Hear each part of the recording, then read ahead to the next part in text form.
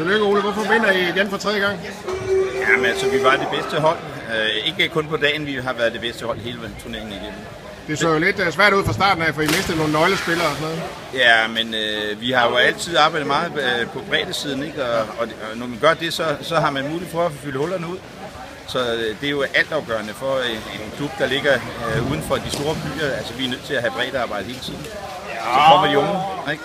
Lige pludselig kommer de og fylder de huller ud, der bliver. Men altså, vi var da selv lidt nervøse, da vi så, hvor mange der smuttede, ikke?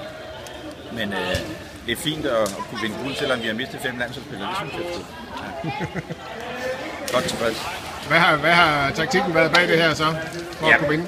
Jamen, så vi havde fra starten af, der vidste vi, at vi var i bedre svømmetræning og bedre fysisk træning dem, så vi svømmede kontra på dem. Kontraen og så vores gode zoneforsvar. Det var grundtappen, ikke? Ja, forsvaret var ret solidt her. Det var ikke meget, der slap igennem. Nej, altså det var nogle lusemål. Nogle af dem ikke. Så vi blev rigtig gode i forsvaret. Altså gode målmænd og så gode blokeringer. Og det er jo så noget af det, vi kan træne i springbassinet i Slagelse. Så der har vi rigtig mange træningstimer, og de bliver brugt til det forsvar og til mand mere. Altså det dybe vand? Det dybe vand, ja.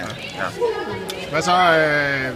I kom ikke rigtig med i den europæiske turnering sidste år. Hvordan ser det ud nu? Nej, jamen altså, vi har ikke bredde nok til det. Altså, måske kunne vi godt få lidt ud af det, men heldigvis er der jo den der turnering i Danmark i august, hvor der kommer B-nationer, og der deltager vi naturligvis, og så tager vi til Stockholm for at se om vi kan genvinde vores nordiske mesterskab til oktober måned, ikke?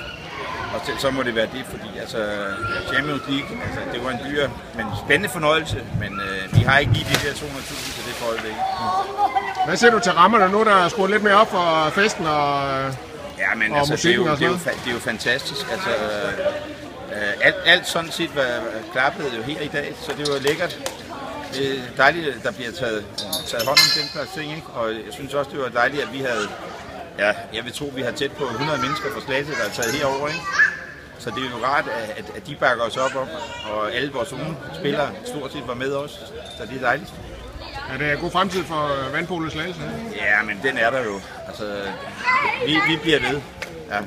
Og så håber vi på, at vi snart får en ordentlig svømmehal, men bortset fra det, så bliver vi ved. Det kan godt være, at der kommer en misa om et år eller to, men så laver vi nogle nye.